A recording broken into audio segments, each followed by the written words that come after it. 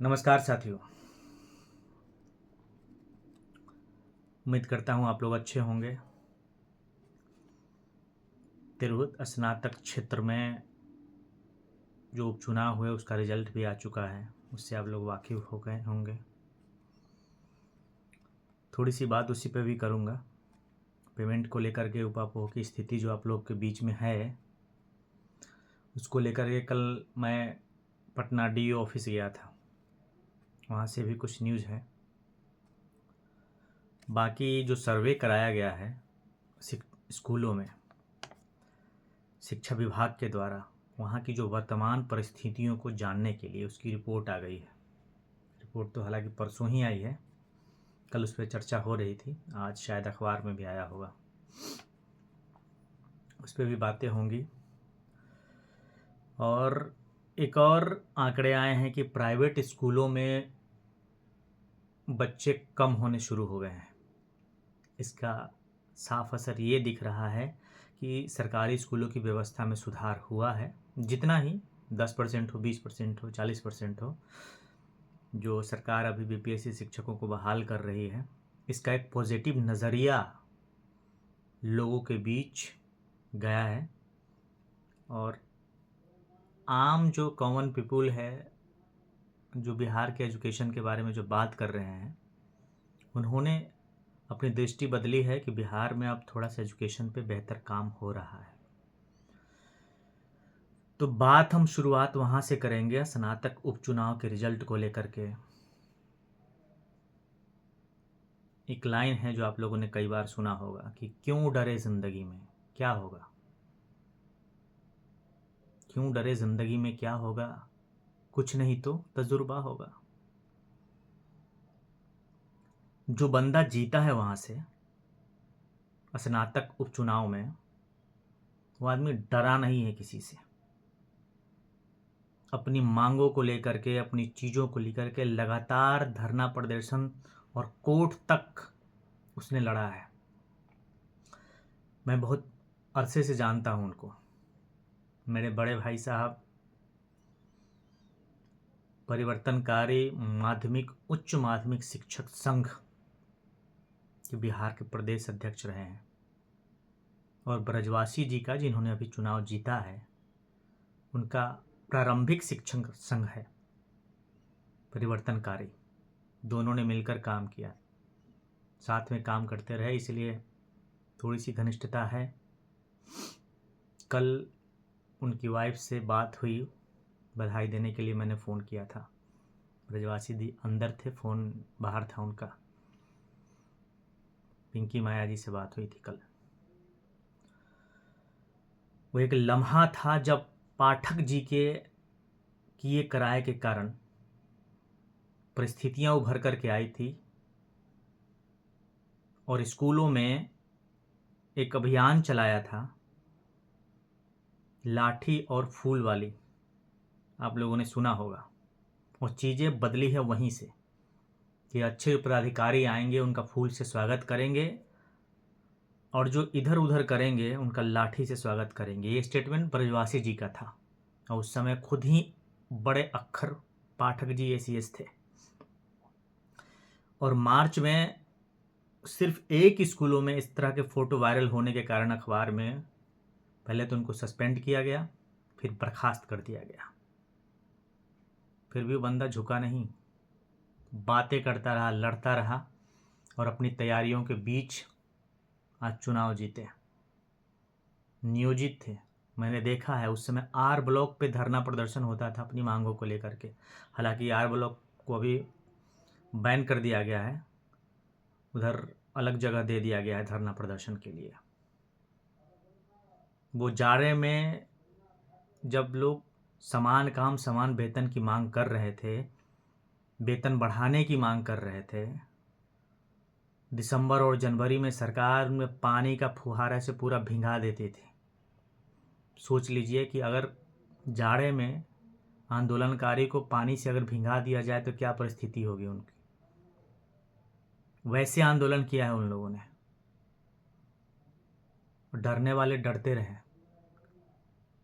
सबसे अच्छी चीज़ ये है कि एक चैनल को मैं देख रहा था जो हमेशा कहता है क्या होगा महटरवा से, क्या बिगाड़ लोगे सरकार का।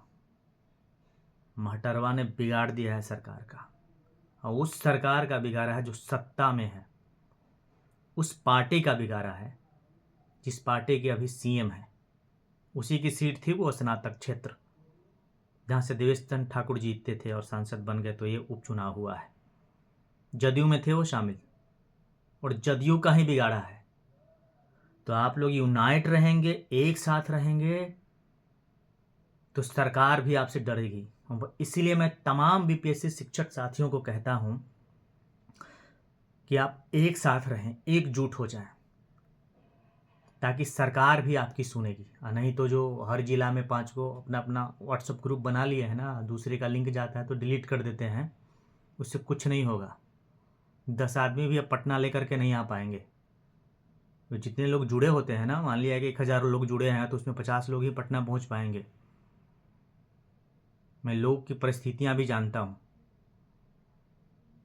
इसीलिए मैं, आप जहां भी है मेरी बातें पहुंच रही हैं, तो आप मेरे यूट्यूब वीडियो को शेयर करें, उसमें मेरा नंबर रहता है। व्हाट्सएप ग्रुप जाता है, किसी भी लिंक में उसको डिलीट मत करें। आप लोग जुड़े, जो साथी हैं जो काम कर सकते हैं, अपने ज़िला को संभाल सकते हैं, वो भी जुड़े। आप ज़िला देखिए, मैं पटना में हूँ, मैं सेंटर देखूंगा। मुझे तो हर लोगों की ज़रूरत है जो हर ज़िला को संभाले। और लोग अभी TRE 3 वाले साथी आने वाले हैं, उनको भी जोड़े, हम उनकी भी समस्याएं रखेंगे। नहीं तो हम अपनी लड़ाई नहीं लड़ पाएंगे। अभी परिस्थितियां पता है क्या है, सरकार कहती है जो संहिता लागू है हम उस वो बीपीएससी शिक्षकों पर भी लागू होगा, लेकिन उसके अनुरूप जो सुविधाएं दी गई वो नहीं मिल रही हैं। वो सुविधाएं प्रोबेशन पीरियड में मिलनी चाहिए। जैसे मेडिकल आप कोई लेकर के दिखाइए तो बहुत दिक्कत होगी मेडिकल लेने में। जैसे उन लोगों को पितृत्व अवकाश भी है, लेकिन आपको पितृत्व अवकाश अभी नहीं मिलेगा। कल इसी पे पटना डीएम संजय जी से बात हो रही थी। मैं लगभग 2 घंटे था वहाँ पे, 5 से लेकर के 7, सवा 7 बजे तक। अभी भी वो लोग काम कर रहे हैं 7 बजे तक। उन्होंने कहा कि विशेष बहुत ही रेयर परिस्थिति में छुट्टी देने का प्रावधान है, प्रोबेशन पीरियड में पितृत्व अवकाश देने का प्रावधान है, बहुत ही रेयर स्थिति में। ऐसे नहीं मिलेगा आपको। लेकिन वो चीज़ कैसे लीजिएगा, जबकि जो राजकर्मी हैं उनको देना है, वो सारी सुविधाएं हैं, मेडिकल लीव भी हैं। एक साथी इतने परेशान हैं, मधेपुरा जिला के हैं, हैंडीकैप्ड है, उनको इलाज कराने जाना था, लेकिन वो चक्कर काट काट के रह गए, मेडिकल लीव उनको नहीं मिला। तो कैसे लड़ेंगे आप? अपने आप को मजबूत करिए। सिर्फ आप लोग सेल्फिश मत बनिए कि अपना काम हो गया तो ठीक है, ट्रांसफ़र हो जाए, उसके बाद कौन सुनता है, क्या ज़रूरत है। नौकरी करनी है 60 साल तक। अभी तो ज्वाइनिंग हुई है, किसी साथी का 20 साल हुआ, किसी का 25, 30, यहाँ तक तो मैं जानता हूँ 35 साल तक हैं लोगों की, इन्होंने अभी 24-25 साल में नौकरी ज्वाइन किया है। आप लोग एकजुट रहें, एक साथ रहें, लोगों को जोड़ें, और मेरी ये वीडियो जहाँ तक जाती है उससे और ज़्यादा दूर तक पहुँचाने की कोशिश करें, शेयर करें, लाइक करें, सब्सक्राइब करें। अब बातें थोड़ी सी मुद्दों की कर लेता हूँ। जो परिस्थितियाँ बदली है कि हेडमास्टर साहब का जो काउंसलिंग होना था उसको एक्सटेंड कर दिया गया है। अब यह 20-21 को होगी, और प्रधान शिक्षक की 13 की जगह 14 को होगी काउंसलिंग। ये चीज़ें हैं उनमें। कल कुछ काउंसलिंग हो रही थी, उसमें OTP की समस्या भी आ रही है, और आप लोग भी जो फॉर्म भरते हैं उसमें भी OTP की समस्या आती रहती है।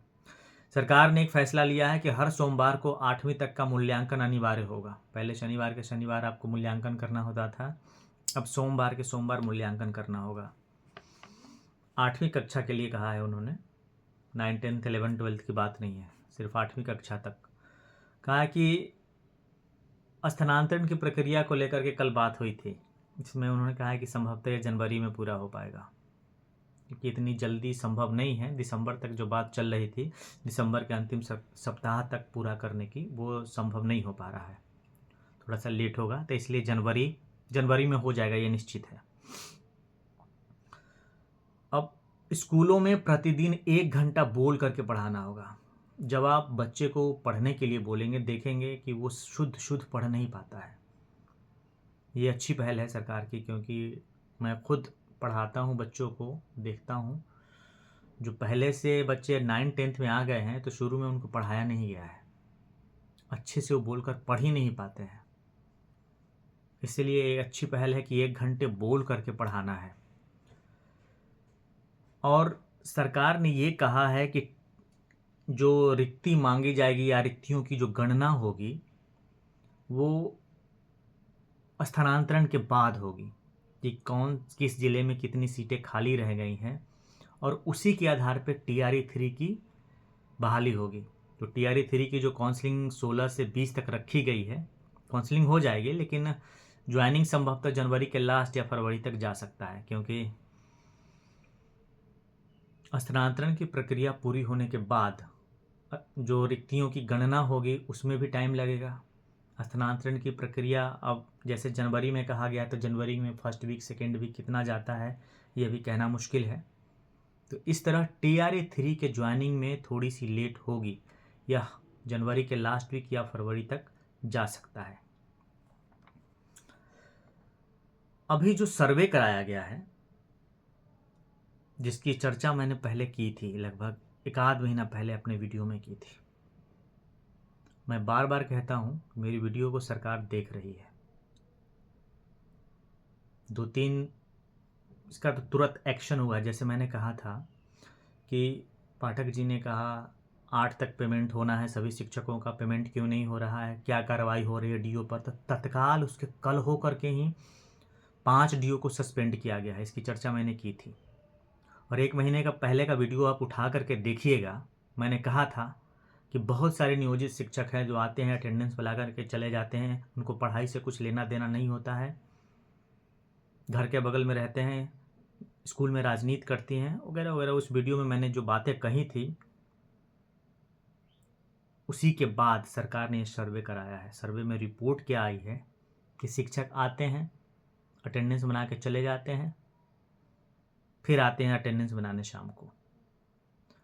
ये सर्वे इसी का है, इसी महीने फर्स्ट वीक का है, ये दिसंबर फर्स्ट वीक का है।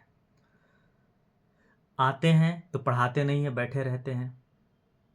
स्कूल में आते हैं, 1-8 घंटा से ज़्यादा नहीं रुकते हैं।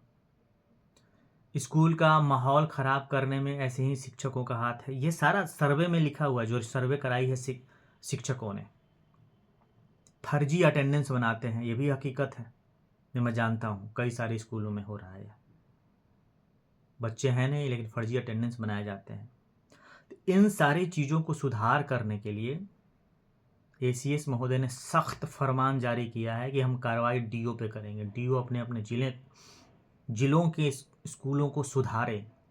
अगर नहीं सुधरा, ऐसी परिस्थितियां रही, तो फिर DO पर कार्रवाई होगी।